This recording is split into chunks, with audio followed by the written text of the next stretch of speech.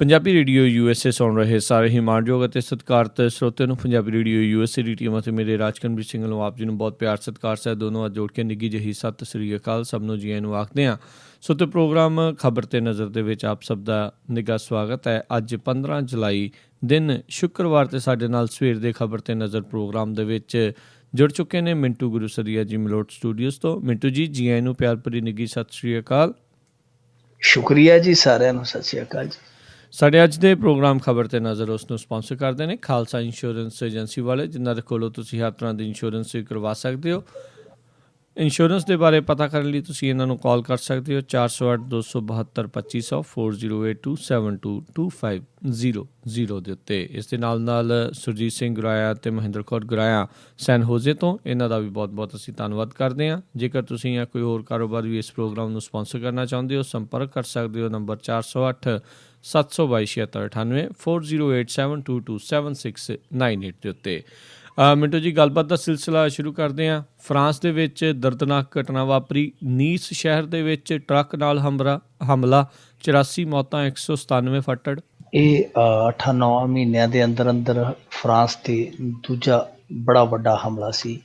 ਇਸ ਤੋਂ ਪਹਿਲਾਂ ਨਵੰਬਰ ਦੇ ਵਿੱਚ 130 ਜਣੇ ਮਾਰੇ ਗਏ ਸਨ ਉਸ ਹਮਲੇ ਦੇ ਅੰਦਰ ਜੀ। ਪਰ ਜੇ ਦੇਖੀਏ ਤੇ ਜਿਹੜਾ ਜੂਨ ਜੁਲਾਈ ਲੰਘਿਆ, ਹੁਣ ਹਾਲੇ ਚੱਲਦਾ ਪਿਆ ਜੋ ਮਹੀਨਾ, ਇਹਦੇ ਵਿੱਚ ਬੜੇ ਵੱਡੇ ਕਾਂਡ ਹੋਏ, ਇੱਦਾਂ ਦੇ ਅੱਤਵਾਦੀ ਹਮਲੇ ਹੋਏ। ਬੰਗਲਾਦੇਸ਼ ਦੇ ਵਿੱਚ 22 ਜਣੇ ਮਰ ਗਏ। ਬਗਦਾਦ ਦੇ ਵਿੱਚ ਤੇ ਇੱਕੋ ਧਮਾਕੇ ਦੇ ਵਿੱਚ ਸ਼ਾਇਦ 304 ਮਰ ਗਏ ਸਨ। ਮਦੀਨਾ ਦੇ ਵਿੱਚ ਹੋਇਆ ਬਲਾਸਟ। ਬਹੁਤ ਸਾਰੀਆਂ ਘਟਨਾਵਾਂ ਨੇ। ਜੇ ਪਿੱਛੇ ਚੱਲ ਜਾਈਏ ਆਪਾਂ 7-8 ਸਾਲ ਪਹਿਲਾਂ ਦਾ ਇਤਿਹਾਸ ਦੇਖੀਏ ਤਾਂ ਮੁੰਬਈ ਹਮਲਾ ਹੈ। ਯਾਨੀ ਜਿਹੜੇ ਅੱਤਵਾਦੀ ਹਮਲੇ ਅੱਗੇ ਬੜੇ ਛੋਟੇ ਹੁੰਦੇ ਸਨ, ਨੁਕਸਾਨ ਬੜਾ ਘੱਟ ਹੁੰਦਾ ਸੀ, ਉਹ ਹੁਣ ਜ਼ਿਆਦਾ ਵਿਕਰਾਲ ਰੂਪ ਅਖਤਿਆਰ ਕਰਦੇ ਪਏ ਆ, ਜ਼ਿਆਦਾ ਭਿਆਨਕਤਾ ਲਿਆ ਰਹੇ ਹਮਲਿਆਂ ਦੇ ਵਿੱਚ। ਸੋ ਫਰਾਂਸ ਤੇ ਇਹ ਜਿਹੜਾ ਹਮਲਾ ਹੋਇਆ ਹੈ, ਇਸ ਹਮਲੇ ਨੇ ਇੱਕ ਵਾਰ ਫਿਰ ਸਾਬਤ ਕਰ ਦਿੱਤਾ ਕਿ ਜੋ ਵਿਸ਼ਵ ਜਿਹੜਾ ਸੰਸਾਰ ਦੇ ਵਿੱਚ ਇੱਕ ਸਿਲਸਿਲਾ ਚੱਲਿਆ ਅੱਤਵਾਦ ਦਾ, ਜਿਹਾਦ ਦਾ, ਕੁਛ ਵੀ ਕਹਿ ਲਈਏ, ਇਹਨੂੰ ਕਿਸੇ ਖਿੱਤੇ ਦੇ ਅਨੁਸਾਰ ਨਾਂ ਦਿੱਤਾ ਜਾ ਸਕਦਾ। ਸੋ ਇਹ ਸਿਲਸਿਲਾ ਜਿਹੜਾ ਉਹ ਪੂਰੇ ਵਿਸ਼ਵ ਨੂੰ, ਪੂਰੇ ਸੰਸਾਰ ਨੂੰ ਆਪਣੀ ਚਪੇਟ ਦੇ ਵਿੱਚ ਲੈਂਦਾ ਜਾ ਰਿਹਾ। ਕੋਈ ਵੀ ਮੁਲਕ, ਚਾਹੇ ਉਹ ਕਿੰਨਾ ਵੀ ਵਿਕਸਿਤ ਹੈ, ਚਾਹੇ ਉਹ ਕਿੰਨਾ ਵੀ ਆਪਣੇ ਆਪ ਨੂੰ ਨਿਰਭਰ ਗਿਣਦਾ ਹੈ, ਆਪਣੇ ਆਪ ਨੂੰ ਸਸ਼ਕਤ ਗਿਣਦਾ ਹੈ, ਇਹ ਜਿਹੜੀ ਅੱਤਵਾਦੀ ਮਜ਼ਾਇਲ ਹੈ ਹਰੇਕ ਨਿਸ਼ਾਨਾ ਵਿਨਸਗਤ ਦੀ ਹੈ। ਸੋ ਕੋਈ ਵੀ ਜਿਹੜਾ ਮੁਲਕ ਹੈ ਇਹਦੇ ਤੋਂ ਅਛੂਤਾ ਨਹੀਂ, ਇਹਦੇ ਤੋਂ ਬਚਿਆ ਨਹੀਂ। ਇਹਦਾ ਹੱਲ ਇੱਕੋ ਹੈ ਕਿ ਸਾਰੀਆਂ ਧਿਰਾਂ, ਸਾਰੀਆਂ ਸੰਸਾਰ ਦੀਆਂ ਜਿਹੜੀਆਂ ਮੋਹਤਬਰ ਧਿਰਾਂ, ਉਹ ਬਹਿ ਕੇ ਕੋਈ ਵਿਚਾਰ ਕਰਨ, ਜਿੱਥੇ ਵਖਰੇਵੇਂ ਆ, ਜਿੱਥੇ ਕੋਈ ਕਮੀਆਂ ਪੇਸ਼ੀਆਂ ਦੂਰ ਕੀਤੀਆਂ ਜਾਣਗੀਆਂ। ਜੋ ਹਾਲ ਦੀ ਘੜੀ ਜਾਪਦਾ ਨਹੀਂ, ਔਰ ਜਾਪ ਇਹ ਰਿਹਾ ਹੈ ਕਿ ਐਤਕੀ ਜੋ ਟਕਰਾਅ ਹੋਏਗਾ ਪੂਰੀ ਦੁਨੀਆ ਦਾ, ਜਿਵੇਂ ਅੱਗੇ ਅਸੀਂ 2 ਵਿਸ਼ਵ ਯੁੱਧ ਕਹਿ ਦਿੰਦੇ ਹਾਂ, ਤਾਂ ਇਸ ਵਾਰ ਇਹ ਜਿਹੜਾ ਟਕਰਾਅ ਸੱਭਿਅਤਾਵਾਂ ਦਾ ਹੋਣ ਜਾ ਰਿਹਾ, ਦੇਸ਼ਾਂ ਦੀ ਲੜਾਈ ਨਹੀਂ ਲੱਗੇਗੀ। ਜਿਸ ਤਰ੍ਹਾਂ ਪੱਛਮੀ ਸੱਭਿਅਤਾ ਹੈ, ਇਸਲਾਮਿਕ ਸੱਭਿਅਤਾ ਹੈ, ਤਾਂ ਇੱਕ ਜੋ ਟਕਰਾਅ ਛਿੜ ਗਿਆ ਹੈ, ਤਾਂ ਮੇਰੇ ਖਿਆਲ ਦੇ ਨਾਲ ਜਿਹੜੀਆਂ ਹੋਰ 5-6 ਸੱਭਿਅਤਾ ਬਚਦੀਆਂ ਪੂਰੇ ਵਿਸ਼ਵ ਦੇ ਵਿੱਚ, ਪੂਰੇ ਸੰਸਾਰ ਦੇ ਵਿੱਚ, ਛੋਟੀਆਂ ਮੋਟੀਆਂ ਸੱਭਿਅਤਾਵਾਂ, ਭਾਰਤੀ ਸੱਭਿਅਤਾ ਹੈ ਜਾਂ ਚੀਨੀ ਹੈ, ਉਹ ਵੀ ਇਸ ਨਾ ਚਾਹੁੰਦੇ ਹੋਏ, ਕੋਈ ਨਾ ਚਾਹੁੰਦਿਆਂ ਹੋਇਆਂ, ਕੋਈ ਚਾਹੁੰਦਿਆਂ ਹੋਇਆਂ, ਕੋਈ ਮਫਾਦਾਂ ਲਈ, ਕੋਈ ਆਪਣੇ ਨੁਕਸਾਨਾਂ ਤੋਂ ਬਚਣ ਲਈ, ਉਹ ਸੱਭਿਅਤਾਵਾਂ ਵੀ ਹੌਲੀ ਇੱਧਰ ਨੂੰ ਉਲਰਦੀਆਂ ਆਉਂਦੀਆਂ। ਤਾਂ ਮੇਰੇ ਖਿਆਲ ਦੇ ਨਾਲ ਇਹ ਸੱਭਿਅਤਾਵਾਂ ਦਾ ਟਕਰਾਅ ਜਿਹੜਾ, ਇਹ ਇੱਕ ਖੂਨੀ ਖਾਈ ਵੱਲ ਵੱਧਦਾ ਨਜ਼ਰ ਆਉਂਦਾ। ਸੋ ਦੁਆ ਹੀ ਕਰ ਸਕਦੇ ਹਾਂ ਕਿ ਇਹੋ ਜਿਹੇ ਕਿਆਫਾ ਹੈ ਜਿਹੜਾ ਕਦੇ ਸੱਚ ਨਾ ਹੋਵੇ। ਪਰ ਹਾਲ ਦੀ ਘੜੀ ਜਿਨ੍ਹਾਂ ਦੇ ਜੀ ਖੋਲੇ ਇਸ ਦਹਿਸ਼ਤ ਨੇ, ਜਿਨ੍ਹਾਂ ਦੇ ਆਪਣੇ ਪਿਆਰੇ ਇਸ ਸੰਸਾਰ ਤੋਂ ਕੂਚ ਕਰ ਗਏ, ਉਹਨਾਂ ਲਈ ਅਸੀਂ ਸੰਵੇਦਨਾ ਹੀ ਪ੍ਰਗਟ ਕਰ ਸਕਦੇ ਹਾਂ। ਨਾਲ ਇਹ ਉਮੀਦ ਹੀ ਕਰ ਸਕਦੇ ਹਾਂ ਕਿ ਅੱਗੇ ਤੋਂ ਜਿਹੜੀ ਮਨੁੱਖਤਾ ਹੈ ਉਹ ਬਚੀ ਰਹੇ ਇਸ ਹਮਲਿਆਂ ਤੋਂ, ਇਹੋ ਜਿਹੇ ਹਮਲਿਆਂ ਤੋਂ। ਜੀ ਉਮੀਦ ਹੀ ਜਿਹੜੀ ਹੈ, ਬਿਲਕੁਲ ਤੁਸੀਂ ਕੀ ਕਰ ਸਕਦੇ ਆ। ਅੱਗੇ ਵਧਦੇ ਹਾਂ। ਕੈਪਟਨ ਅਮਰਿੰਦਰ ਸਿੰਘ ਨੇ ਮੰਨਿਆ ਸ਼ਰਾਬ ਨਸ਼ਾ ਹੈ ਪਰ ਬੰਦ ਨਹੀਂ ਹੋਣੀ। ਅੱਜ ਕੈਪਟਨ ਜਿਹੜਾ ਸੀਗਾ ਉਹ ਮਲੋਟ ਆਇਆ ਹੋਇਆ ਸੀਗਾ ਜੀ, ਤੇ ਮਲੋਟ ਮੁੱਖ ਮੰਤਰੀ ਦਾ ਜੱਦੀ ਸ਼ਹਿਰ ਆ ਜੀ, ਇਹਨਾਂ ਦਾ ਜੱਦੀ ਸ਼ਹਿਰ ਹੈ ਬਾਦਲਾਂ ਦਾ। ਤੇ ਇੱਥੇ ਹਲਕੇ ਵਿੱਚ ਕੈਪਟਨ ਜਿਹੜਾ ਇਹਨਾਂ ਦਾ ਪ੍ਰੋਗਰਾਮ ਕੰਪੇਨ ਚਲਾਈ ਹੋਈ ਹੈ, ਹਰੇਕ ਹਲਕੇ ਦੇ ਵਿੱਚ ਕਰਦੇ। ਮਲੋਟ ਦੀ ਵਾਰੀ ਆਈ ਤੇ ਵਾਹਵਾ ਕੱਟ ਸੀ ਇਹਨਾਂ ਦਾ, ਸ਼ਾਨਦਾਰ ਕੱਟ ਸੀ। ਔਰ ਇੱਥੋਂ ਦੇ ਲੋਕਾਂ ਨੇ ਪਹਿਲੀ ਵਾਰ ਸੰਗਤ ਦਰਸ਼ਨ ਹਾਈਟੈਕ ਵੇਖਿਆ। ਜੀ ਸਕਰੀਨਾਂ ਲੱਗੀਆਂ ਸਨ, ਮਾਈਕ, ਉਹ ਸਾਰੇ ਕਈ ਬੀਬੀਆਂ ਕਹਿਣ ਡੀਆਂ ਸੀ ਵੀ ਭਾਈ ਅਰਲੀ ਜੀ ਇੱਧਰ ਨੂੰ ਵੀ ਲੈ ਆ, ਉਹਨਾਂ ਨੂੰ ਅਸੀਂ ਵੀ ਪੁੱਛਣਾ ਕੈਪਟਨ ਤੋਂ ਸਵਾਲ। ਉਹ ਮਾਈਕ ਜਿਹਨੂੰ ਅਰਲੀਆਂ ਹੀ ਦੱਸਦੀਆਂ ਸੀ ਬੀਬੀਆਂ, ਤੇ ਉਹਨਾਂ ਨੇ ਵੀ ਮਾਈਕ ਦੇ ਵਿੱਚ ਸਵਾਲ ਬੋਲੇ, ਸਕਰੀਨਾਂ ਲੱਗੀਆਂ ਸਨ। ਬਹੁਤ ਵਧੀਆ ਸਿਸਟਮ ਤੇ ਸਾਰਾ ਗੱਲਬਾਤ ਹੋਈ। ਲੋਕ ਕਹਿੰਦੇ ਸੀ ਕਿ ਸੰਗਤ ਦਰਸ਼ਨ ਬਾਦਲ ਸਾਹਿਬ ਨੂੰ ਵੀ ਇਹੋ ਜਿਹਾ ਕਰਨਾ ਚਾਹੀਦਾ। ਮੈਂ ਕਿਹਾ ਬਾਦਲ ਸਾਹਿਬ ਕਰ ਤਾਂ ਲੈਣਗੇ, ਟੈਕਸ ਤੁਹਾਨੂੰ ਹੀ ਪੈਣਾ। ਪ੍ਰਸ਼ਾਂਤ ਕਿਸ਼ੋਰ ਵਾਲੇ ਨੂੰ ਇਹ ਤਾਂ ਕਾਂਗਰਸ ਦਿੰਦੀ ਹੈ, ਮੁੜ ਕੇ ਉਹਨਾਂ ਨੇ ਤੁਹਾਡੇ ਤੇ ਬੋਝ ਪਾ ਦੇਣਾ। ਜੀ ਸੋ ਇੱਥੇ ਜਦੋਂ ਇਹ ਪ੍ਰੋਗਰਾਮ ਚੱਲ ਰਿਹਾ ਸੀ ਤਾਂ ਉੱਥੇ ਨਸ਼ੇ ਦਾ ਮੁੱਦਾ ਗੂੰਜਿਆ। ਔਰ ਨਸ਼ੇ ਦਾ ਮੁੱਦਾ ਕਿਸ ਤਰ੍ਹਾਂ ਗੂੰਜਿਆ, ਇੱਕ ਬੜੀ ਦਿਲਚਸਪ ਕਹਾਣੀ ਹੈ। ਇੱਕ ਫੌਜੀ ਉੱਠਦਾ, ਸਾਬਕਾ ਫੌਜੀ, ਜਿਹਦੀ ਉਮਰ ਮੇਰੇ ਖਿਆਲ ਦੇ ਨਾਲ 50 ਤੇ 60 ਦੇ ਵਿਚਕਾਰ ਹੋਣੀ, ਜਾਂ 60 ਤੋਂ 65 ਦੇ ਵਿਚਕਾਰ ਹੋਣੀ, ਇੱਥੇ ਜੇ ਹੋਏਗੀ। ਉਹਨੇ ਆਪਣੇ ਆਪ ਨੂੰ ਸਾਬਕਾ ਫੌਜੀ ਦਾ ਤਾਰੁਖ ਕਰਵਾਇਆ ਤੇ ਨਾਲ ਉਹਨੇ ਦੱਸਿਆ, ਉਹਨੇ ਕਿਹਾ ਜੀ ਜਨਾਬ ਮੇਰੀ ਇੱਕ ਧੀ ਹੈ, ਸਟਾਫ ਨਰਸ ਹੈ, ਤੇ ਮੈਂ ਉਹਦੇ ਲਈ ਪਿਛਲੇ ਲੰਮੇ ਸਮੇਂ ਤੋਂ ਇੱਕ ਮੁੰਡਾ ਲੱਭਦਾ ਪਿਆ ਜੋ ਉਹਦੇ ਯੋਗ ਹੋਵੇ, ਤੇ ਮੈਨੂੰ ਜਿੱਥੇ ਵੀ ਦੱਸ ਪੈਂਦੀ ਹੈ, ਮੈਂ ਜਦੋਂ ਵੀ ਜਾਂਦਾ ਵਾਂ ਤੇ ਜਿੱਥੇ ਵੀ ਘਰ ਦੇਖਣ ਦੀ ਕੋਸ਼ਿਸ਼ ਕਰਦਾ, ਉਹ ਮੁੰਡਾ ਜਾਂ ਤੇ ਨਸ਼ੇੜੀ ਨਿਕਲਦਾ ਜਾਂ ਬੇਰੁਜ਼ਗਾਰ ਨਿਕਲਦਾ। ਜੀ ਤੇ ਉਹ ਕਹਿੰਦੇ ਸੀ ਕਿ ਜੇ ਮੇਰੇ ਨਾਲ, ਮੈਂ ਇੱਕ ਬਾਪ ਹਾਂ, ਮੇਰੇ ਨਾਲ ਇਸ ਤਰ੍ਹਾਂ ਦਾ ਇਹ ਹਾਦਸਾ ਪੇਸ਼ ਆ ਰਿਹਾ, ਵਾਰ-ਵਾਰ ਪੇਸ਼ ਆ ਰਿਹਾ, ਤੇ ਹੋਰ ਪੰਜਾਬ ਦੇ ਵਿੱਚ ਕਿੰਨੇ ਇਹੋ ਜਿਹੇ ਬਾਪ ਹੋਣਗੇ ਜੋ ਆਪਣੀਆਂ ਧੀਆਂ ਲਈ ਯੋਗ ਵਰ ਲੱਭਦੇ ਪਰ ਉਹਨਾਂ ਨੂੰ ਲੱਭ ਨਹੀਂ ਰਿਹਾ। ਸੋ ਇੱਥੋਂ ਫਿਰ ਨਸ਼ੇ ਦਾ ਮੁੱਦਾ ਉਸ ਪ੍ਰੋਗਰਾਮ ਦੇ ਵਿੱਚ ਉੱਠਿਆ, ਤੇ ਉੱਥੇ ਫਿਰ ਕੈਪਟਨ ਅਮਰਿੰਦਰ ਸਿੰਘ ਨੇ ਆਪਣਾ ਜਿਹੜਾ ਤੀਰ ਸੀ ਉਹ ਕਸਤਾ ਅਕਾਲੀਆਂ ਤੇ। ਉਹ ਕਹਿੰਦਾ ਕਿ ਸਾਰਾ ਕੁਛ ਇਹੀ ਕਰਦੇ ਆ, ਚਿੱਟਾ ਕਾਲਾ ਸਭ ਕੁਛ ਇਹੀ ਵੇਚਦੇ ਵੱਟਦੇ ਆ। ਬਰਨਾਲੇ ਦੇ ਇੱਕ MLA ਦਾ, ਕਿਉਂਕਿ ਉਹ ਹੁਣ ਇਸ ਸੰਸਾਰ ਦੇ ਵਿੱਚ ਨਹੀਂ, ਮੈਂ ਇਸ ਕਰਕੇ ਉਹਦਾ ਨਾਮ ਨਹੀਂ ਲੈਣਾ, ਕੈਪਟਨ ਅਮਰਿੰਦਰ ਸਿੰਘ ਨੇ ਤੇ ਨਾਮ ਲਿਆ, ਉਹ ਬਰਨਾਲੇ ਦਾ ਇੱਕ MLA ਸੀ, ਉਹਦਾ ਨਾਮ ਲਿਆ ਕਿ ਇਹ ਕੰਮ ਅਕਾਲੀਆਂ ਨੇ ਬਹੁਤ ਪਹਿਲਾਂ ਸ਼ੁਰੂ ਕਰ ਦਿੱਤਾ ਸੀ। ਕਹਿੰਦਾ ਕਿ 2002 'ਚ ਅਸੀਂ ਆਏ ਸੀ ਜਦੋਂ ਪਾਵਰ ਦੇ ਵਿੱਚ, ਤੇ ਸਾਨੂੰ ਮਿਲੀ ਖੁਫੀਆ ਜਾਣਕਾਰੀ ਕਿ ਫਲਾਣਾ ਜਿਹੜਾ ਇਹਨਾਂ ਦਾ ਅਕਾਲੀ ਨੇਤਾ ਉਹ ਭੁੱਕੀ ਵੇਚਦਾ। ਤੇ ਕਹਿੰਦੇ ਜਦੋਂ ਅਸੀਂ ਨੱਪਿਆ ਉਸ MLA ਨੂੰ, ਬਾਅਦ ਦੇ ਵਿੱਚ MLA ਵੀ ਬਣਿਆ, ਪਹਿਲਾਂ ਵੀ ਸ਼ਾਇਦ ਬਣਿਆ ਸੀਗਾ, ਤਾਂ ਉਸ MLA ਨੂੰ ਜਦੋਂ ਅਸੀਂ ਆ ਕੇ ਨੱਪਿਆ ਗਿੱਚਿਓ, ਤੇ ਫਿਰ ਉਹਨੇ ਦੱਸਿਆ ਕਿ ਮੇਰੀ ਭੁੱਕੀ ਥਾਣਿਆਂ 'ਚ ਪਈ ਹੈ, ਤੇ ਕਹਿੰਦਾ ਅਸੀਂ ਥਾਣਿਆਂ 'ਚੋਂ ਕਢਾ ਕੇ ਫਿਰ ਉਹਨੂੰ ਅਸੀਂ ਅੰਦਰ ਕੀਤਾ ਸੀਗਾ। ਸੋ ਇੱਥੇ ਥਾਣਿਆਂ 'ਚ ਵੀ ਰੱਖ ਕੇ ਭੁੱਕੀ ਵੇਚਦੇ ਰਹੇ। ਔਰ ਫਿਰ ਅਸੀਂ ਉਹਨੂੰ ਕਿਹਾ ਕੈਪਟਨ ਸਾਹਿਬ ਨੂੰ ਕਿ ਕੀ ਸ਼ਰਾਬ ਨਸ਼ਾ ਹੈ? ਤਾਂ ਉਹ ਫਿਰ ਪਹਿਲਾਂ ਤੇ ਗੱਲ ਗੋਲਮੋਲ ਕਰਨ ਲੱਗੇ, ਪਰ ਵਾਹਵਾ ਪੱਤਰਕਾਰ ਖਹਿੜੇ ਪੈ ਗਏ, ਕਹਿੰਦੇ ਨਹੀਂ ਕੈਪਟਨ ਸਾਹਿਬ ਅੱਜ ਦੱਸ ਹੀ ਜਾਓ। ਤੇ ਉਹ ਕਹਿੰਦਾ ਕਿ ਹਾਂ ਸ਼ਰਾਬ ਨਸ਼ਾ ਹੈ।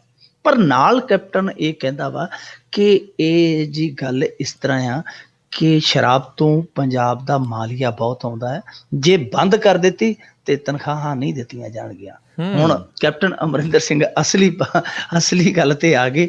ਉਹ ਕਹਿੰਦੇ ਕਿ ਤਨਖਾਹਾਂ ਨਹੀਂ ਦਿੱਤੀਆਂ ਜਾਣਗੀਆਂ, ਕੱਲੀਆਂ ਤਨਖਾਹਾਂ ਹੀ ਨਹੀਂ ਦਿੱਤੀਆਂ ਜਾਣਗੀਆਂ, ਇਹਨਾਂ ਦੇ ਜਿਹੜੇ ਸਾਥੀ ਹੈ ਰਾਣਾ ਗੁਰਜੀਤ ਸਿੰਘ ਵਰਗੇ, ਪੌਂਟੀ ਚੱਡੇ ਵਰਗੇ, ਉਹਨਾਂ ਦੇ ਕਾਰੋਬਾਰ ਵੀ ਤੇ ਪ੍ਰਭਾਵਿਤ ਹੋਣਗੇ ਨਾ। ਨਾਲ ਇਹ ਵੀ ਹੈ ਕਿਉਂਕਿ ਦੇਖੋ ਸਾਡਾ ਤੇ ਇੱਥੇ 5000 ਕਰੋੜ ਦਾ ਮਾਲੀਆ ਹੈ, ਤੇ ਬਿਹਾਰ ਤਾਂ ਸਾਡੇ ਨਾਲੋਂ ਕਈ ਗੁਣਾ ਜ਼ਿਆਦਾ ਮਾਲੀਆ ਕਮਾਉਂਦਾ ਸੀ, ਉਹਨਾਂ ਦਾ ਵੀ ਤੇ ਗੁਜ਼ਾਰਾ ਹੋਣ ਡਿਆ। ਨਾਲੇ ਉਹ ਸਾਡੇ ਜਿੰਨੇ ਸ਼ਾਇਦ ਖੁਸ਼ਹਾਲ ਨਹੀਂ ਹੈ ਉਪਜ ਦੇ ਮਾਮਲੇ ਦੇ ਵਿੱਚ।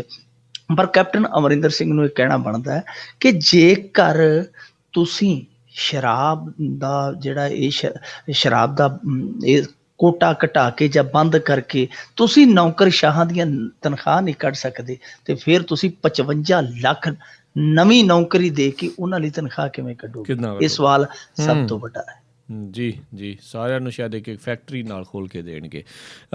ਅੱਗੇ ਜਿਹੜਾ ਜੀ ਆਪਾਂ ਵੱਧਦੇ ਹਾਂ, ਜਲੰਧਰ ਤੋਂ ਬੱਚਾ ਚੋਰ ਗਿਰੋਹ ਕਾਬੂ, ਮਹੀਨੇ ਵਿੱਚ ਵੇਚ ਦਿੰਦੇ ਸਨ 25 ਬੱਚੇ। ਬਹੁਤ ਵੱਡੀ ਖਬਰ ਹੈ ਜੀ, ਔਰ ਦੇਖਿਆ ਜਾਵੇ ਤੇ ਇਹ ਖਬਰ ਜਿਹੜੀ ਹੈ ਸਾਡੇ ਲਈ ਬੜੀ ਛੋਟੀ ਬਣ ਗਈ। ਅਸੀਂ ਆਮ ਹੀ ਅਖਬਾਰਾਂ 'ਚ ਪੜ੍ਹਦੇ ਹਾਂ ਤੇ ਅਸੀਂ ਵਿਚਾਰਦੇ ਨਹੀਂ ਹਾਂ। ਅੱਜ ਜਤਿੰਦਰ ਪੰਨੂ ਹੋਰਾਂ ਦੀ ਮੈਂ ਗੱਲ ਸੁਣਦਾ ਪਿਆ ਸੀਗਾ, ਤੇ ਉਹ ਕਹਿੰਦਾ ਕਿ ਅਖਬਾਰਾਂ ਦੇ ਵਿੱਚ ਜਦੋਂ ਅਸੀਂ ਖਬਰ ਪੜ੍ਹਦੇ ਹਾਂ ਤੇ ਇਹੀ ਲਿਖਿਆ ਹੁੰਦਾ ਬੱਚਾ ਚੋਰ ਗਿਰੋਹ, ਪਰ ਕਦੇ ਪੁਲਿਸ ਨੇ ਅੱਗੇ ਤਫਤੀਸ਼ ਨਹੀਂ ਕੀਤੀ, ਕਿਉਂਕਿ ਉਹ ਕੱਲਾ ਉਹੀ ਬੱਚਾ ਥੋੜੀ ਚੁੱਕਿਆ ਹੋਏਗਾ ਜਿਹਦੇ 'ਚ ਫੜੇ ਗਏ, ਤੇ ਉਹ ਬੱਚੇ ਚੋਰ ਗਿਰੋਹ ਅਸੀਂ ਕਹਿ ਸਕਦੇ, ਬੱਚੇ ਚੋਰ ਗਿਰੋਹ ਜਿਹੜਾ ਵੀ ਫੜਿਆ ਜਾਂਦਾ, ਕਿਉਂਕਿ ਉਹਦੀ ਕੋਈ ਪਹਿਲੀ ਤੇ ਆਖਰੀ ਚੋਰੀ ਨਹੀਂ, ਉਹਨੇ ਹੋਰ ਵੀ ਫੜੇ ਹੁੰਦੇ ਤੇ ਕਦੇ ਇਹ ਨਹੀਂ ਆਪਾਂ ਵੇਖਿਆ ਕਿ ਉਸ ਬੱਚੇ ਤੋਂ ਇਲਾਵਾ ਜਿਹਨੂੰ ਵੇਚਣ ਦੀ ਕੋਸ਼ਿਸ਼ ਦੇ ਵਿੱਚ ਉਹ ਫੜੇ ਜਾਂਦੇ, ਕਿ ਪੁਲਿਸ ਨੇ ਦੂਜੇ ਬੱਚਿਆਂ ਦਾ ਵੀ ਕੀਤਾ ਹੋਵੇ ਟਰੇਸ, ਕਿ ਕਿਹੜਾ ਕਿਹੜਾ ਬੱਚਾ ਕਿੱਥੇ ਕਿੱਥੇ ਵਿਕਿਆ ਤੇ ਕਿਹੜੇ ਕਿਹੜੇ ਹਾਲ ਦੇ ਵਿੱਚ ਆ।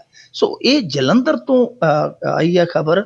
ਔਰ ਚਿੰਤਾ ਵਾਲੀ ਗੱਲ ਇਹ ਹੈ ਕਿ ਇਸ ਨੈਕਸਸ ਦੇ ਵਿੱਚ ਹੁਣ ਤੱਕ 9 ਬੰਦੇ ਕੁੱਲ ਫੜੇ ਗਏ ਤੇ 9 ਦੇ ਵਿੱਚੋਂ 2 ਡਾਕਟਰ ਵੀ ਫੜੇ ਗਏ ਤੇ 2 ਡਾਕਟਰ ਤੇ 3 ਜਿਵੇਂ ਇੱਕ ਪਿਤਾ ਹੈ, ਇੱਕ ਉਹਦੀ ਧੀ ਹੈ, ਉਹਦੀ ਮਾਂ ਹੈ ਕੁੜੀ ਦੀ, ਉਹ ਆਏ ਆ 3 ਜਾਣੇ ਬੱਚਾ ਵੇਚਣ ਲਈ। ਦੇਖੋ ਆਪਣਾ ਬੱਚਾ, ਉਹ ਕੁੜੀ ਜਿਹੜੀ ਹੈ, ਕੁੜੀ ਦਾ ਮਾਂ-ਬਾਪ ਉਹ ਕੁੜੀ ਦਾ ਬੱਚਾ ਵੇਚਣ ਆਏ ਸਨ ਤੇ ਇੱਕ ਉੱਥੇ ਸੰਸਥਾ ਦੇ ਕੋਈ ਹੈ ਨੇ ਸ਼ਸ਼ੀ ਸ਼ਰਮਾ, ਉਹਨਾਂ ਨੇ ਸਾਰਾ ਕੁਛ ਇਹ ਦੁਨੀਆ ਦੇ ਸਾਹਮਣੇ ਲਿਆਂਦਾ। ਉਹਨਾਂ ਨੇ ਖੁਦ ਗਾਹਕ ਬਣ ਕੇ ਪਹਿਲਾਂ ਸੌਦਾ ਤੈਅ ਕੀਤਾ, ਪੇਸ਼ਗੀ ਰਕਮ ਹੈ ਜਿਹੜੀ ਉਹ ਉਹਨਾਂ ਨੂੰ ਜਮ੍ਹਾਂ ਕਰਵਾਈ, ਉਸ ਤੋਂ ਬਾਅਦ ਪੁਲਿਸ ਕਮਿਸ਼ਨਰ ਨੂੰ ਦੱਸਿਆ, ਟਰੈਪ ਲਵਾਇਆ, ਫਿਰ ਉਹ ਸਾਰੇ ਬੰਦੇ ਫੜੇ ਜਦੋਂ ਇਹ ਸੌਦਾ ਕਰਨ ਆਏ ਸਨ ਇਹ ਸਾਰੇ ਜਣੇ। ਤੇ ਹੌਲੀ ਹੌਲੀ ਜਦੋਂ ਖੰਗਾਲਿਆ, ਰਿੜਕਿਆ, ਇਹਨਾਂ ਨੂੰ 9 ਜਣੇ ਨਿਕਲੇ, ਜਿਨ੍ਹਾਂ ਦੇ ਵਿੱਚੋਂ 2 ਜਿਹੜੇ ਸੀਗੇ ਉਹ ਡਾਕਟਰ ਵੀ ਸ਼ਾਮਲ ਆ। ਜਿਹੜੇ ਹਸਪਤਾਲਾਂ 'ਚ ਆਪਾਂ ਕਹਿ ਦਿੰਦੇ ਬੱਚੇ ਚੋਰੀ ਹੋ ਗਏ, ਇਹ ਮੇਰੇ ਖਿਆਲ ਦੇ ਨਾਲ ਬਹੁਤ ਡੂੰਘਾਈ ਦੇ ਨਾਲ ਪੁੰਛਣ ਕਰਨੀ ਚਾਹੀਦੀ ਹੈ ਕਿ ਇਹ ਹਸਪਤਾਲਾਂ ਚੋਂ ਕਿਤੇ, ਇਹ ਜਿਹੜੇ ਹੋਰ ਹਸਪਤਾਲਾਂ ਦੇ ਵਿੱਚੋਂ ਬੱਚੇ ਚੋਰੀ ਹੁੰਦੇ ਆ, ਕਿਤੇ ਇਹ ਸਾਰੇ ਜਿਹੜੇ ਆ ਉਹ ਇੱਕ ਗਰੋਹ ਨਾਲ ਤਾਂ ਨਹੀਂ ਉੱਤੇ ਜਾ ਕੇ ਜੁੜ ਜਾਂਦੇ। ਫਰੀਦਕੋਟ ਦੇ ਵਿੱਚੋਂ ਲਾਪਤਾ ਹੋਏ ਬੱਚੇ, ਨੌਜਵਾਨ, ਉਹਨਾਂ ਦੀ ਅਥਾਹ ਗਿਣਤੀ ਹੈ। ਬਹੁਤ ਸਾਰੇ ਸ਼ਹਿਰਾਂ ਦੇ ਵਿੱਚੋਂ, ਪੰਜਾਬ ਦੇ ਵਿੱਚੋਂ ਬੱਚੇ ਆ ਜਿਹੜੇ ਉਹ ਗਾਇਬ ਹੁੰਦੇ ਆ। ਸੋ ਇਹ ਮਾਮਲਾ ਜਿਹੜਾ ਇਸ ਗਰੋਹ ਤੱਕ ਸੀਮਿਤ ਨਹੀਂ ਹੋਣਾ ਚਾਹੀਦਾ। ਇਸ ਗਰੋਹ ਤੋਂ ਪੁੱਛਗਿੱਛ ਕਰਕੇ ਜੋ ਇਹਨਾਂ ਨੂੰ ਕੜੀਆਂ ਹੱਥ ਆਉਂਦੀਆਂ ਨੇ ਪੁਲਿਸ ਵਾਲਿਆਂ ਨੂੰ, ਅੱਗੇ ਵੀ ਚੱਲਣਾ ਚਾਹੀਦਾ। ਹੋਰ ਸ਼ਹਿਰ ਹੈ ਜਿਹੜੇ, ਕੱਲਾ ਜਲੰਧਰ ਨਹੀਂ, ਹੋਰ ਸ਼ਹਿਰ ਹੈ ਜਿੱਥੇ ਜਿੱਥੇ ਇੱਦਾਂ ਦੇ ਸਰਗਰਮ ਨੇ ਗਰੋਹ, ਉਹ ਸਾਰੇ ਹੀ ਫੜਨੇ ਚਾਹੀਦੇ ਆ। ਜੀ ਜੀ ਜੀ ਅੱਗੇ ਵਧਦੇ ਹਾਂ। ਸਰਬੱਤ ਖਾਲਸਾ ਦੇ ਜਥੇਦਾਰਾਂ ਵੱਲੋਂ ਐਲਾਨੇ ਰੋਸ ਮਾਰਚ ਨੂੰ ਫੇਲ ਕਰਨ ਲਈ ਸਿੱਖ ਲੀਡਰਾਂ ਦੀ ਫੜੋ ਫੜਾਈ। ਦੇਖੋ, ਸੰਵਿਧਾਨ ਇਜਾਜ਼ਤ ਦਿੰਦਾ ਹੈ ਕਿ ਸ਼ਾਂਤਮਈ ਢੰਗ ਦੇ ਨਾਲ ਕੋਈ ਵੀ ਰੋਸ ਮੁਜ਼ਾਹਰਾ ਕਰ ਸਕਦਾ, ਕੋਈ ਵੀ ਜਲੂਸ ਕੱਢ ਸਕਦਾ, ਕੋਈ ਵੀ ਪ੍ਰਦਰਸ਼ਨ ਕਰ ਸਕਦਾ ਹੈ ਜੀ, ਇਹ ਸੰਵਿਧਾਨਕ ਅਧਿਕਾਰ ਹੈ। ਪਰ ਇੱਥੇ ਉਲਟ ਹੋ ਰਿਹਾ ਕਿ 17 ਤਰੀਕ ਦਾ ਉਹਨਾਂ ਨੇ ਐਲਾਨ ਕੀਤਾ ਆ ਕਿ ਅਸੀਂ ਫਰੀਦਕੋਟ ਤੋਂ ਬਰਗਾੜੀ ਤੱਕ ਰੋਸ ਮਾਰਚ ਕਰਾਂਗੇ। ਹਾਲਾਂਕਿ ਹੈ ਰਾਜਨੀਤਿਕ ਹੀ ਹੈ ਕੰਮ ਹੁਣ, ਕਿਉਂਕਿ ਧਰਮ ਵਾਲਾ ਜਿਹੜਾ ਮੁੱਦਾ ਪਿੱਛੇ ਰਹਿ ਗਿਆ, ਹੁਣ ਰਾਜਨੀਤਿਕ ਹੀ ਆ। ਤਾਂ ਪਰ ਫਿਰ ਵੀ ਉਹ ਤੇ ਅਧਿਕਾਰ ਹੈ ਨਾ, ਚਾਹੇ ਉਹ ਰਾਜਨੀਤਿਕ ਹਿੱਤਾਂ ਲਈ ਹੈ, ਚਾਹੇ ਉਹ ਧਾਰਮਿਕ ਹਿੱਤਾਂ ਲਈ ਹੈ, ਚਾਹੇ ਉਹਨਾਂ ਦੀ ਕੋਈ ਭਾਵਨਾ ਹੈ, ਜੋ ਮਰਜ਼ੀ ਹੈ, ਪਰ ਉਹ ਅਧਿਕਾਰ ਬਣਦਾ। ਉਹ ਰੋਸ ਮਾਰਚ ਜੇ ਕਿਸੇ ਨੇਮ ਕਾਇਦੇ ਤੋਂ ਉਲਟਿਆ ਤੇ ਫਿਰ ਉਹਨਾਂ ਨੂੰ ਕੀਤਾ ਜਾ ਸਕਦਾ, ਉਹਨਾਂ ਨੂੰ ਦੱਸਿਆ ਜਾ ਸਕਦਾ ਕਿ ਭਾਈ ਪਹਿਲਾਂ ਅੱਜ ਦੀ ਪਰਮਿਸ਼ਨ ਲੈ ਲਓ, ਇਸ ਜਗ੍ਹਾ ਤੋਂ ਇੱਥੋਂ ਤੱਕ ਤੁਹਾਨੂੰ ਇਜਾਜ਼ਤ ਦਿੱਤੀ ਜਾਵੇਗੀ। ਪਰ ਜੋ ਇਹ 2 ਦਿਨ ਪਹਿਲਾਂ, 3 ਦਿਨ ਪਹਿਲਾਂ ਸਿਲਸਿਲਾ ਚਲਾ ਦਿੱਤਾ ਫੜੋ ਫੜਾਈ ਦਾ। ਅੱਜ ਜਿਹੜੇ ਹਜ਼ੂਰੀ ਰਾਗੀ ਸੀਗੇ ਸਾਬਕਾ ਭਾਈ ਬਲਦੇਵ ਸਿੰਘ ਵਡਾਲਾ ਜੀ, ਉਹਨਾਂ ਨੂੰ ਫੜਿਆ ਗਿਆ, ਤੜਕੇ ਜਾ ਕੇ ਉਹਨਾਂ ਨੂੰ ਘਰੋਂ ਫੜਿਆ ਗਿਆ। ਔਰ ਕਮਾਲ ਦੀ ਗੱਲ ਆ, ਜਿਹੜੇ ਭਾਈ ਬਲਵੀਰ ਸਿੰਘ ਸਨ, ਜਿਨ੍ਹਾਂ ਨੇ ਪਿਛਲੇ ਦਿਨੀ ਮੁੱਖ ਮੰਤਰੀ ਸਰਦਾਰ ਪ੍ਰਕਾਸ਼ ਸਿੰਘ ਬਾਦਲ ਨੂੰ ਸਰੋਪਾ ਨਹੀਂ ਸੀ ਦਿੱਤਾ, ਉਹਨਾਂ ਨੂੰ ਵੀ ਫੜ ਲਿਆ। ਔਰ ਦੱਸਦੇ ਆ ਕਿ ਨਿਤਨੇਮ ਕਰਦੇ ਪਏ ਸਨ ਉਸ ਸਮੇਂ ਜਦੋਂ ਭਾਈ ਸਾਹਿਬ ਨੂੰ ਉੱਥੇ ਫੜਿਆ ਗਿਆ, ਜਾ ਕੇ ਨਿਤਨੇਮ ਦੇ ਵਿੱਚੋਂ ਉਠਾਇਆ ਗਿਆ। ਉਹਨਾਂ ਨੇ, ਭਾਈ ਸਾਹਿਬ ਨੇ ਕਿਹਾ ਕਿ ਹਾਂ ਭਾਈ ਦੱਸੋ ਗਲਤੀ ਕੀ ਹੈ। ਤੇ ਉਸ ਤੋਂ ਬਾਅਦ ਜਦੋਂ ਉਹਨਾਂ ਨੂੰ ਹਿਰਾਸਤ 'ਚ ਲੈ ਲਿਆ ਗਿਆ, ਬਾਅਦ 'ਚ ਕਹਿੰਦੇ ਨਹੀਂ ਜੀ ਸਰਦਾਰ ਸਾਹਿਬ ਸਾਡੇ ਤੋਂ ਗਲਤੀ ਹੋ ਗਈ ਹੈ, ਸਾਨੂੰ ਭੁਲੇਖਾ ਲੱਗ ਗਿਆ ਸੀਗਾ। ਸੋ ਇਹੋ ਜਿਹੇ ਕੰਮ ਕਰਦੇ ਪਏ। ਭਾਈ ਬਲਦੇਵ ਸਿੰਘ ਵਡਾਲਾ ਨੂੰ ਹਿਰਾਸਤ ਦੇ ਵਿੱਚ ਲਿਆ। ਇਸ ਤੋਂ ਇਲਾਵਾ ਹੋਰ ਕਾਫੀ ਲੀਡਰ ਨੇ ਜੀ, ਜਿੱਦਾਂ ਬਲਵੰਤ ਸਿੰਘ ਗੋਪਾਲਾ ਜੀ ਹੈ, ਪਰ ਉਹ ਜਦੋਂ ਇਹਨੇ ਫੜਨ ਗਏ ਉਹ ਕੰਧ ਟੱਪ ਕੇ ਫਰਾਰ ਹੋ ਗਏ ਗੋਪਾਲਾ ਜੀ। ਇਸ ਤੋਂ ਇਲਾਵਾ ਹਰਬੀਰ ਸਿੰਘ ਸੰਧੂ ਹੋਰੀ ਹੈ, ਪਰਮਜੀਤ ਸਿੰਘ ਜੀਜੇਆਣੀ, ਸਤਨਾਮ ਸਿੰਘ ਮਨਾਵਾ, ਵਸਨ ਸਿੰਘ ਜਫਰਵਾਲ, ਭਾਈ ਮੋਹਕਮ ਸਿੰਘ, ਇਹ ਸਾਰੇ ਗ੍ਰਿਫਤਾਰ ਕਰ ਲਏ ਗਏ ਆ। ਸੋ ਬੜੀ ਵੱਡੀ ਤਾਦਾਦ ਦੇ ਵਿੱਚ ਫੜੋ ਫੜੀ ਹੋਈ ਹੈ। ਔਰ ਇਹ ਹੋਈ ਇਸੇ ਕਰਕੇ ਕਿ ਰੋਸ ਮਾਰਚ ਹੈ, ਕਿਸੇ ਤਰੀਕੇ ਨਾਲ ਇਹਨੂੰ ਫੇਲ ਕਰ ਦਿੱਤਾ ਜਾਵੇ। ਹੁਣ ਦੇਖੋ ਕਿਵੇਂ ਇਤਿਹਾਸ ਪਲਟੀ ਮਾਰਦਾ। ਕਿਸੇ ਸਮੇਂ ਦਰਬਾਰਾ ਸਿੰਘ ਨੇ, ਜੋ ਕਾਂਗਰਸੀ ਮੁੱਖ ਮੰਤਰੀ ਸੀ 81-82 ਦੇ ਵਿੱਚ, 751 ਜਿਹੜੀ ਹੁੰਦੀ ਹੈ, 751 ਜਿਹੜੀ ਹੁਣ ਲਾ ਕੇ ਬਾਦਲ ਸਾਹਿਬ ਫੜ ਰਹੇ ਆ, 751 ਕਿ ਜੀ ਇਹਨਾਂ ਤੋਂ ਅਮਨ ਅਮਾਨ ਦਾ ਖਤਰਾ। ਉਹ 751 ਉਹਨੇ ਜਿਹੜੀ ਕੇਸ ਦਰਜ ਕਰਨ ਦੀ ਜਾਂ ਕੇਸ ਟਰਾਇਲ ਕਰਨ ਦੀ ਜਿਹੜੀ ਤਾਕਤ ਸੀ, ਅਥਾਰਟੀ ਸੀ, ਉਹ ਜੁਡੀਸ਼ਰੀ ਤੋਂ ਖੋ ਕੇ SDM ਜਿਹੜੇ ਕਿ ਇਹਨਾਂ ਦੇ ਆਪਣੇ ਸਮਝ ਲਓ ਕਿ ਸਰਕਾਰ ਦਾ ਹਿੱਸਾ ਹੀ ਬਣ ਜਾਂਦੇ ਆ, ਬਾਅਦ ਦੇ ਵਿੱਚ ਮਸ਼ੀਨਰੀ ਦੇ ਪੁਰਜੇ ਬਣ ਜਾਂਦੇ ਆ, ਉਹਨਾਂ ਦੇ ਹਵਾਲੇ ਅਧਿਕਾਰ ਕੀਤੇ ਸਨ। ਤੇ ਬਾਦਲ ਸਾਹਿਬ ਨੇ ਕਿਹਾ ਸੀ ਕਿ ਲੋਕਤੰਤਰ ਦੀ ਹੱਤਿਆ ਹੈ। ਉਸ ਤੋਂ ਬਾਅਦ ਇਹੋ ਜਿਹਾ ਇੱਕ ਦੌਰ, ਜਿਹੜਾ ਅਸਲੀ ਦੌਰ ਜਿਹੜਾ ਇਹ ਚੱਲਣ ਚਲਾਇਆ, ਉਹ ਚਲਾਇਆ ਸੀ ਬੇਅੰਤ ਸਿੰਘ ਸਰਕਾਰ ਨੇ। ਬੇਅੰਤ ਸਿੰਘ ਸਰਕਾਰ ਨੇ ਮੀਟਿੰਗਾਂ ਕਰਨ ਤੱਕ ਰੋਕ ਦਿੱਤਾ ਸੀਗਾ, ਗੁਰਦੁਆਰਿਆਂ 'ਚ ਇਹਨਾਂ ਨੂੰ ਇਕੱਠੇ ਨਹੀਂ ਸੀ ਹੋਣ ਦਿੰਦੇ। ਉਦੋਂ ਵੀ ਬਾਦਲ ਸਾਹਿਬ ਬੋਲੇ ਸਨ ਕਿ ਲੋਕਤੰਤਰ ਦੀ ਹੱਤਿਆ ਹੈ। ਤੇ ਅੱਜ ਦੇਖੋ ਉਹੀ ਇਤਿਹਾਸ ਫਿਰ ਦੁਹਰਾਇਆ ਜਾ ਰਿਹਾ। ਅੱਜ ਲੋਕਤੰਤਰ ਦੀ ਹੱਤਿਆ ਨਹੀਂ ਸ਼ਾਇਦ ਕੀਤੀ ਜਾ ਰਹੀ, ਅੱਜ ਲੋਕਤੰਤਰ ਦਾ ਬੀਨਾਸ਼ ਹੀ ਕੀਤਾ ਜਾ ਰਿਹਾ ਜੋ ਇਹ ਕਰ ਰਹੇ। ਜੀ ਜੀ ਬਿਲਕੁਲ। ਅਤੇ ਅੱਗੇ ਵਧਦੇ ਹਾਂ, ਸੰਤ ਸਮਾਜ ਨੇ ਦਿੱਤੀ ਕੇਜਰੀਵਾਲ ਨੂੰ ਚੇਤਾਵਨੀ। ਸੰਤ ਸਮਾਜ ਦੇ ਕੋਲ ਤਾਂ ਮੇਰੇ ਹਿਸਾਬ ਦੇ ਨਾਲ ਪੱਕੇ ਤੌਰ ਤੇ ਉਹ ਜਿਹੜੀਆਂ ਲਾਈਵ ਟੈਲੀਕਾਸਟ ਕਰਦੀਆਂ ਉਹ ਵੈਣਾ ਹੀ ਭੇਜ ਦੇਣੀਆਂ ਚਾਹੀਦੀਆਂ 2-3 ਪੰਜਾਬ ਸਰਕਾਰ ਨੂੰ, ਲੋਕ ਸੰਪਰਕ ਵਿਭਾਗ ਵੱਲੋਂ, ਕਿਉਂਕਿ ਪ੍ਰੈਸ ਨੋਟ ਵੀ ਉਧਰੋਂ ਆਉਂਦੇ ਆ, ਸਾਰੇ ਸਿਗਨਲ ਵੀ ਉਧਰੋਂ ਆਉਂਦੇ ਆ, ਤੇ ਵੈਨਾ ਵੀ ਭੇਜਦੇ ਨੇ ਜਿਹੜੀਆਂ ਲਾਈਵ ਕਰਦੀਆਂ, ਲਾਈਵ ਹੀ ਚਲਾਈ ਜਾਣ 3-4 ਦਿਨ ਇਹਨਾਂ ਨੂੰ। ਕੱਲ ਵੀ ਇਹਨਾਂ ਨੇ ਪ੍ਰੈਸ ਕਾਨਫਰੰਸ ਕੀਤੀ ਸੀ, ਅੱਜ ਫੇਰ ਕਰਨ ਡਏ ਆ, ਕੱਲ ਵਾਲੀਆਂ ਗੱਲਾਂ ਫੇਰ ਰਿਪੀਟ ਕਰੀ ਜਾਂਦੇ। 4 ਬੰਦੇ ਇਕੱਠੇ ਹੋ ਜਾਂਦੇ, ਉਧਰੋਂ ਨਿਹੰਗ ਸਿੰਘ ਉਹ ਜੁੜੇ ਪਏ ਆ, ਉਧਰੋਂ ਇਹ ਜੁੜੇ ਪਏ ਆ, ਉਹੀ ਲਲਕਾਰੇ, ਉਹੀ ਗੱਲਾਂ, ਉਹੀ ਬਾਤਾਂ। ਅੱਜ ਸੰਤ ਸਮਾਜ ਦੇ ਜਿਹੜੇ ਮੁਖੀ ਹੈ ਜੀ ਧੁਮਾ ਸਾਹਿਬ, ਉਹਨਾਂ ਨੇ ਫੇਰ ਕਿਹਾ ਕੇਜਰੀਵਾਲ ਅਬਦਾਲੀ ਵਾਲਾ ਕੰਮ ਕਰਦਾ ਪਿਆ, ਇੰਦਰਾ ਗਾਂਧੀ ਵਾਲਾ ਕਰਦਾ ਪਿਆ, ਜੇ ਮਾਫੀ ਨਹੀਂ ਮੰਗੇਗਾ ਤੇ ਫਿਰ ਪੰਥਕ ਰਵਾਇਤਾਂ ਦੇ ਮੁਤਾਬਕ ਜਿਹੜਾ ਉਹ ਠੱਲ ਪਾਇਆ ਜਾਏਗਾ ਇਸ ਕੰਮ ਨੂੰ। ਮਤਲਬ ਉਹਨਾਂ ਦੇ ਕਹਿਣ ਦਾ ਕਿ ਜੇ ਮਾਫੀ ਨਾ ਮੰਗੀ ਤੇ ਛਬੀਲ ਫੇਰ ਲਾਈ ਜਾ ਸਕਦੀ ਹੈ। ਅਸਿੱਧੇ ਰੂਪ ਦੇ ਹੀ ਕਿਹਾ ਉਹਨਾਂ ਨੇ, ਚੇਤਾਵਨੀ ਖੁੱਲੇ ਦੇ ਵਿੱਚ ਦਿੱਤੀ ਹੈ। ਸੋ ਮੇਰੇ ਖਿਆਲ ਦੇ ਨਾਲ ਇਹ ਗਲਤ ਹੈ ਜੀ। ਸੰਤ ਸਮਾਜ ਜਿਸ ਤਰੀਕੇ ਨਾਲ ਸਿੱਧਾ ਹੀ ਹੋ ਤੁਰਿਆ, ਇਹ ਕੰਮ ਨਹੀਂ ਸੀ ਕਰਨਾ ਚਾਹੀਦਾ। ਦੇਖੋ ਪਰੰਪਰਾਵਾਂ ਦਾ ਜਿਹੜਾ ਕਾਨ ਆ ਉਹ ਠੀਕ ਆ ਕਿ ਇਹਨਾਂ ਦਾ ਗੁੱਸਾ ਜਾਇਜ਼ ਆ, ਉਹਨਾਂ ਕੋ ਜਾਇਜ਼ ਆ ਜਿੰਨੀ ਕੋ ਉਹਨਾਂ ਨੇ ਗਲਤੀ ਕੀਤੀ ਆ, ਪਰ ਉਹ ਤੇ ਉਦੋਂ ਦੇ ਮਾਫੀ ਮੰਗਣ ਡਿਆ। ਇਹ ਕਹਿੰਦੇ ਕੇਜਰੀਵਾਲ ਮਾਫੀ ਮੰਗੇ, ਤੇ ਕੇਜਰੀਵਾਲ 18 ਤਰੀਕ ਤੱਕ ਉਹਨੂੰ ਉਡੀਕ ਤੇ ਲਓ। 18 ਤਰੀਕ ਨੂੰ ਜਦੋਂ ਆਏਗਾ, ਜੇ ਤੁਸੀਂ ਉਹਦੀ ਫੇਰੀ ਤੋਂ, ਤੁਸੀਂ ਉਹਦੇ ਕੀਤੇ ਭੁੱਲ ਬਖਸ਼ਣ ਦੇ ਤੋਂ ਤੁਸੀਂ ਨਹੀਂ ਸੰਤੁਸ਼ਟ ਹੋਏਗੇ, ਤੇ ਤੁਸੀਂ ਫਿਰ ਆਪਣਾ ਜੋ ਛਬੀਲ ਲਾਉਣੀ ਹੈ, ਜੋ ਵੀ ਤੁਸੀਂ ਕਾਰਵਾਈ ਕਰਨਾ ਕਰੀ ਜਾਓ। 18 ਤਰੀਕ ਦਾ ਉਹਨਾਂ ਨੇ ਐਲਾਨ ਕੀਤਾ ਕਿ ਕੇਜਰੀਵਾਲ ਆਏਗਾ, ਨਹੀਂ ਆਏਗਾ ਤੇ ਤੁਸੀਂ ਆਪਣੀ ਕਾਰਵਾਈ ਜਾਰੀ ਰੱਖਿਓ। ਪਰ ਜੋ ਇਹ ਕਰ ਰਹੇ ਆ, ਇਹ ਇਹਨਾਂ ਦੇ ਆਪਣੇ ਅਕਸ ਲਈ ਚੰਗਾ ਨਹੀਂ ਹੈ ਕਿ ਘੱਟੋ ਘੱਟ ਤੁਸੀਂ ਕਿਸੇ ਮਾਮਲੇ 'ਚ ਤੇ ਸਿਆਸਤ ਤੋਂ ਨਿਖੜ ਕੇ ਸੋਚ ਲਓ। ਕਿਉਂਕਿ ਕੇਜਰੀਵਾਲ ਦਾ ਮੁੱਦਾ ਹੈ ਜਿਹੜਾ, ਕੇਜਰੀਵਾਲ ਗੈਰ ਸਿੱਖ ਹੈ, ਸਿਆਸੀ ਬੰਦਾ ਹੈ। ਕੋਈ ਸਿਆਸੀ ਧਿਰ ਉਹਦਾ ਵਿਰੋਧ ਕਰੇ, ਇੱਥੋਂ ਤੱਕ ਜਾਵੇ, ਉਹ ਆਪਾਂ ਮੰਨਦੇ ਹਾਂ, ਪਰ ਇਹ ਧਾਰਮਿਕ ਸੰਗਠਨ ਇੱਥੋਂ ਤੱਕ ਲੰਘ ਰਹੇ ਆ, ਇੱਥੋਂ ਤੱਕ ਜਾ ਰਹੇ ਆ, ਧਮਕੀਆਂ ਤੱਕ ਆ ਰਹੇ ਆ, ਤਾਂ ਇਹ ਉਹ ਲੱਗਦਾ ਕਿ ਉਹਨਾਂ ਦੀ ABC ਟੀਮ ਹੈ ਜਿਹੜੀ, ਜਿਵੇਂ ਮਾਲੀਆ ਸਾਹਿਬ ਬਾਹਰ ਬੈਠੇ ਹੁੰਦੇ ਸੀ ਤੇ RCB ਅੰਦਰ ਖੇਡਦੀ ਹੈ, ਉਹੀ ਕੁਝ ਦਿਸਦਾ। IPL ਵਾਂਗੂ ਜਿਵੇਂ ਫਰੈਂਚਾਈਜ਼ੀਜ਼ ਅੱਗੇ ਖੇਡਦੀਆਂ ਕਿ ਮਾਲਕ ਬਾਹਰ ਬੈਠੇ ਹੁੰਦੇ, ਉਹ ਟੀਮਾਂ ਮੈਦਾਨ 'ਚ ਉਤਰ ਆਉਂਦੀਆਂ, ਤੇ ਇਹ ਸਿਆਸੀ ਤਰ੍ਹਾਂ ਲੱਗ ਰਹੀਆਂ। ਸੋ ਇਹਨਾਂ ਨੂੰ ਆਪਣਾ ਅਕਸ ਹੈ ਜਿਹੜਾ, ਆਪਣਾ ਵਕਾਰ ਹੈ ਜਿਹੜਾ, ਉਹ ਆਪਣੇ ਦ੍ਰਿਸ਼ਟੀਕੋਣ 'ਚ ਰੱਖਣਾ ਚਾਹੀਦਾ ਕਿ ਅਸੀਂ ਕਿਸ ਵਕਾਰ ਦੇ ਮਾਲਕ ਹਾਂ। ਪਰ ਅਫਸੋਸ ਇਹਨਾਂ ਦੇ ਵਕਾਰ, ਇਹਨਾਂ ਦੇ ਅਕਸ ਹੈ ਜਿਹੜੇ ਬਹੁਤ ਹੱਦ ਤੱਕ ਚਲੇ ਗਏ ਥੱਲੇ। ਜੀ ਜੀ। ਅਕਾਲੀ ਲੀਡਰ ਨੇ ਫਾਈਨੈਂਸ ਕੰਪਨੀ ਦੇ ਮੁਲਾਜ਼ਮ ਨੂੰ ਗੋਲੀ ਮਾਰੀ। ਇਹ ਹੁਣ ਪਤਾ ਨਹੀਂ ਜੀ, ਇਹਨਾਂ ਦੇ ਅਗਨ ਸ਼ਸਤਰ ਹੈ ਜਿਹੜੇ, ਉਹਨਾਂ ਦੇ ਲਾਇਸੈਂਸ ਜਿਹੜੇ ਬਣੇ ਥੋਕ ਦੇ ਭਾਅ, ਉਹ ਸਾਡੇ ਅੱਗੇ ਆ ਰਹੇ ਆ, ਕਿਉਂਕਿ ਇਹਨਾਂ ਨੇ ਖੁੱਲ੍ਹ ਦੇ ਦਿੱਤੀ ਸੀਗੀ ਆ ਪਿੱਛੇ ਜੇ, ਤੇ ਸਾਡੇ ਜ਼ਿਲ੍ਹੇ ਦੇ ਵਿੱਚ ਤੇ ਖਾਸ ਤੌਰ 'ਤੇ ਕਿ ਜਿਵੇਂ ਹੋਕੇ ਦਿੰਦੇ ਫਿਰਦੇ ਸੀਗੇ, ਹੋਕੇ ਲਾਉਂਦੇ ਫਿਰਦੇ ਸੀ ਜਥੇਦਾਰ ਕਿ ਆਜੋ ਭਾਈ ਜਿਹਨੇ ਲਾਇਸੈਂਸ ਬਣਾਉਣਾ, ਤੇ ਉਹ ਲਾਇਸੈਂਸ ਹੁਣ ਬਣਾਏ ਆ। ਜੇ ਹੋਰ ਕਿਸੇ ਤੇ ਨਹੀਂ, ਫਿਰ ਇੱਦਾਂ ਹੀ ਗੁੱਸਾ ਚੜ੍ਹੇਗਾ, ਇੱਦਾਂ ਹੀ ਉਹਨਾਂ ਦੇ ਵਿੱਚੋਂ ਕੱਢ ਕੇ ਮਾਰਨਗੇ।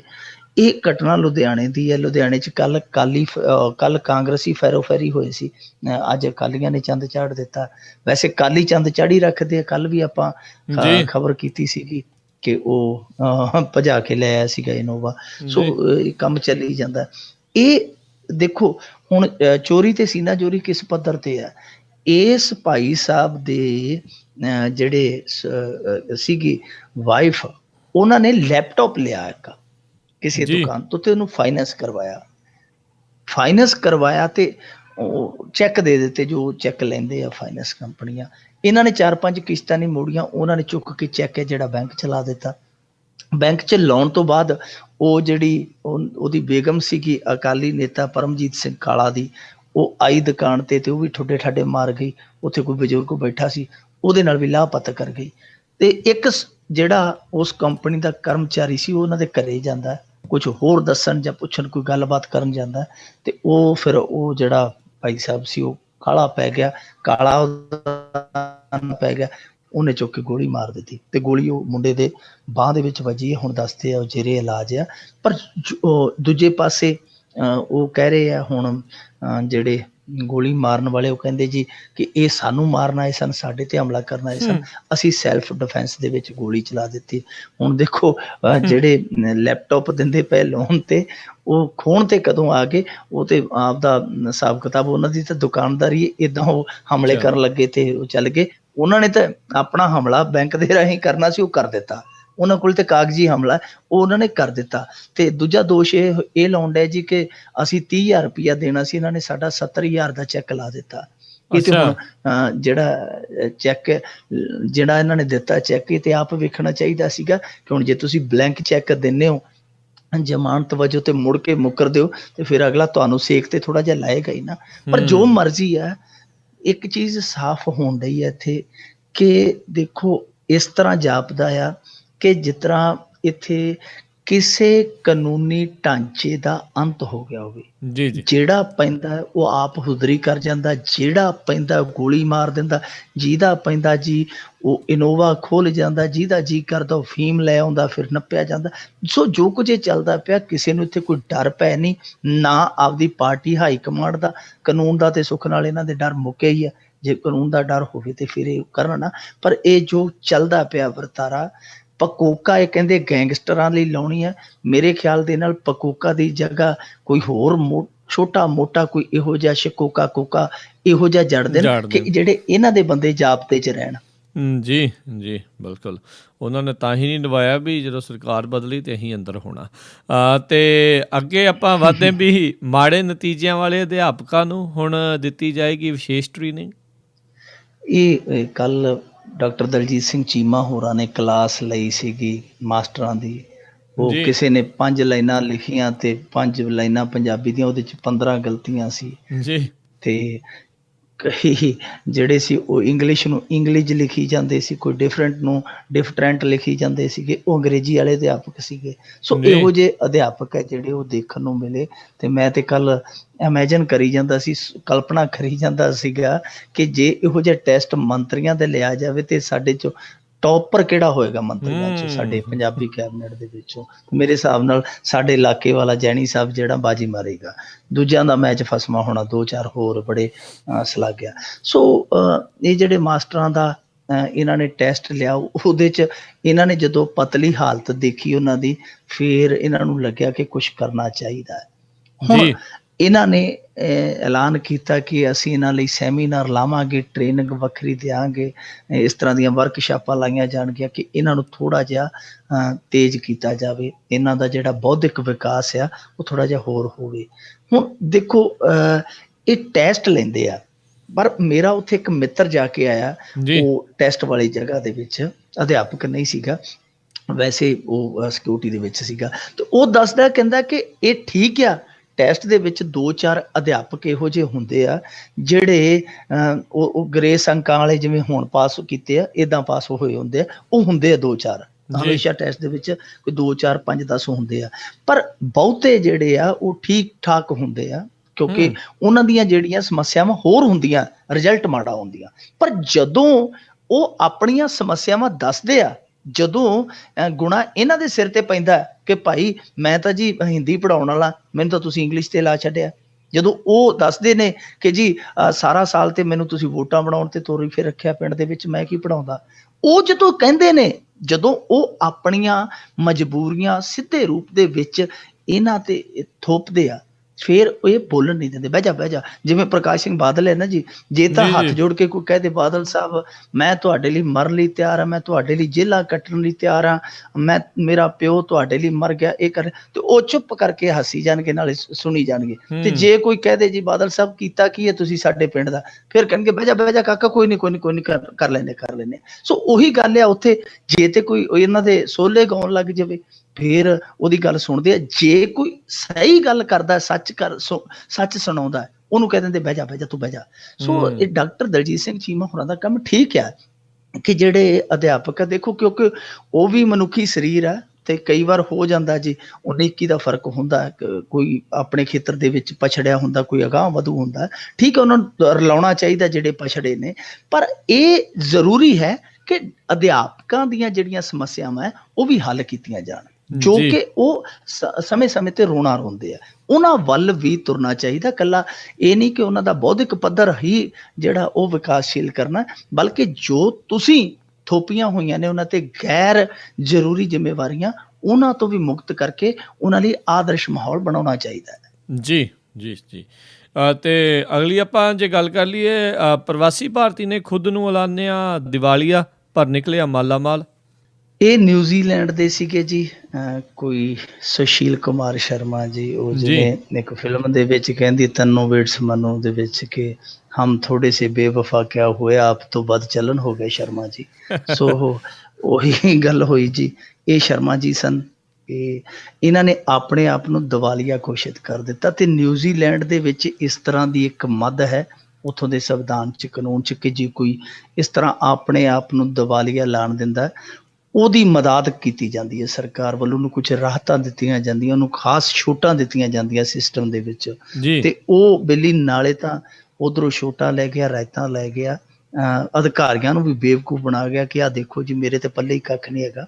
ਪਰ ਕਿਉਂਕਿ ਉਹਨਾਂ ਦੀਆਂ ਨਿਗਾਹਾਂ ਜਿਹੜੀਆਂ ਉਹ ਬਾਜ਼ ਅੱਖਾਂ ਦੇ ਵਾਲੇ ਆ, ਉਹਨਾਂ ਨੇ ਬਾਜ਼ ਅੱਖ ਰੱਖੀ ਤੇ ਬਾਅਦ ਦੇ ਵਿੱਚ ਜੋ ਭੇਤ ਖੁੱਲਿਆ ਉਹ ਚੁਕਾਉਣ ਵਾਲਾ ਸੀਗਾ, ਉਹ ਹੈਰਾਨ ਕਰਨ ਵਾਲਾ ਸੀਗਾ। ਉਹਦੇ ਵਿੱਚ ਉਹਦੇ ਕੋਲੇ 1,95,000 ਤੇ ਇਸ ਤੋਂ ਇਲਾਵਾ $2,60,000 ਦੀ ਜਿਹੜੀ ਉਹ ਭਾਫ ਨਿਕਲੀ। ਇੰਨੀ ਰਕਮ ਜਿਹੜੀ ਉਹ ਨਗਦ ਸੀਗੀ। ਇਸ ਤੋਂ ਇਲਾਵਾ ਸੋਨੇ ਦੇ ਬਿਸਕੁਟ ਵੀ ਰੱਖੀ ਫਿਰਦਾ ਸੀ। 4 ਗੱਡੀਆਂ ਵੀ ਸੀ ਸ਼ਰਮਾ ਜੀ ਕੋਲ, ਉਹ ਕਿਸੇ ਜਾਣ ਪਛਾਣ ਵਾਲੇ ਕੋਲ ਠੱਲ ਆਇਆ। ਸੋ ਇਹ ਫੜਿਆ ਗਿਆ ਕਿ ਇਹ ਨਕਲੀ ਦੀਵਾਲੀਆ ਸੀ। ਹੁਣ ਜਾਨੀ ਸਾਨੂੰ ਇਹ ਵੀ ਸੁਣਨਾ ਪੈ ਗਿਆ ਕਿ ਭਾਰਤੀ ਜਾ ਕੇ ਉੱਥੇ ਨਕਲੀ ਦੀਵਾਲੀਆ ਵੀ ਬਣ ਜਾਂਦੇ ਆ ਜੀ। ਇਹ ਮੁਲਕ ਛੱਡ ਦਿੰਦੇ ਆ, ਮੱਤ ਨਹੀਂ ਛੱਡਦੇ। ਇਹ ਵੀ ਸਾਨੂੰ ਸੁਣਨਾ ਪਵੇਗਾ। ਮੁਲਕ ਛੱਡਿਆ ਜਾਂਦਾ ਪਰ ਮੱਤ ਛੱਡੀ ਨਹੀਂ ਜਾਂਦੀ। ਇਹ ਭਾਈ ਸਾਹਿਬ ਆਪਣੇ ਆਪ ਨੂੰ ਦੀਵਾਲੀਆ ਕਹਿੰਦੇ ਸੀ, ਪਰ ਹੁਣ ਨਿਊਜ਼ੀਲੈਂਡ ਵਾਲੇ ਕਹਿੰਦੇ ਭਾਈ ਸਾਹਿਬ ਆਪ ਦੀਵਾਲੀਆ ਨਹੀਂ ਹੋ, ਆਪ ਤੋਂ ਮਾਲੀਆ ਹੋ। ਜੀ ਬਿਲਕੁਲ ਜੀ, ਬਿਲਕੁਲ। ਅਤੇ ਬਹੁਤ ਬਹੁਤ ਤੁਹਾਡਾ ਧੰਨਵਾਦ ਕਰਦੇ ਹਾਂ ਮਿੰਟੂ ਜੀ, ਤੁਸੀਂ ਸਾਡੇ ਨਾਲ ਜੁੜੇ ਇਹਨਾਂ ਖਬਰਾਂ ਬਾਰੇ ਸਾਨੂੰ ਜਾਣਕਾਰੀ ਦਿੱਤੀ। ਅਗਲੇ ਬੁਲੇਟਿਨ ਤੱਕ ਲਈ ਤੁਹਾਡਾ ਬਹੁਤ ਬਹੁਤ ਧੰਨਵਾਦ, ਮਿਹਰਬਾਨੀ, ਸਤਿ ਸ਼੍ਰੀ ਅਕਾਲ। ਸਤਿ ਸ਼੍ਰੀ ਅਕਾਲ ਜੀ। ਤੇ ਸੋ ਤੋਂ ਇੱਥੇ ਹੀ ਸਾਡਾ ਅੱਜ ਦਾ ਇਹ ਪ੍ਰੋਗਰਾਮ ਖਬਰ 'ਤੇ ਨਜ਼ਰ ਉਹ ਵੀ ਹੁਣ ਸਮਾਪਤ ਹੁੰਦਾ ਹੈ। ਹੁਣ ਮੈਨੂੰ ਰਾਜਕਨਵੀਰ ਸਿੰਘ ਨੂੰ ਵੀ ਇਜਾਜ਼ਤ ਦਿਓ। ਮੇਰੇ ਵੱਲੋਂ ਵੀ ਆਪ ਸਭ ਨੂੰ ਬਹੁਤ ਪਿਆਰ ਸਤਿਕਾਰ ਸਾਹਿਬ ਦੋਨੋਂ ਅੱਜ ਜੋੜ ਕੇ ਨਿੱਘੀ ਜਿਹੀ ਸਤਿ ਸ਼੍ਰੀ ਅਕਾਲ। ਜਿੰਦੇ ਵਾਸਤੇ ਰਹੋ, ਹੱਸਦੇ ਖੇਲਦੇ ਰਹੋ ਅਤੇ ਸੁਣਦੇ ਰਹੋ ਪੰਜਾਬੀ ਰੇਡੀਓ USA।